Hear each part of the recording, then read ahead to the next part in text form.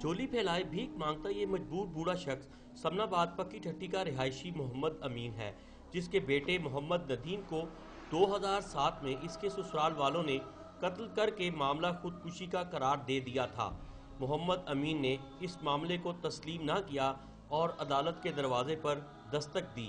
Case इतने अरसे चला और वकीलों की फीस भर भर के अब ऐसा वक्त आ गया कि इसका केस कोई वकील मुफ्त लड़ने को तैयार नहीं।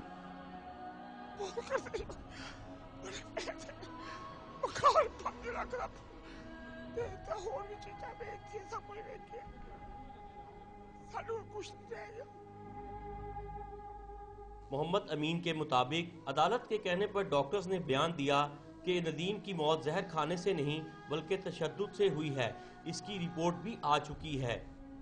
डॉक्टर शाता दे गए ने, मैं शाता लेके आना, अब फिर शाता ले गया 1-2-3, फिर जाओ जी 3 फिर बह गई है।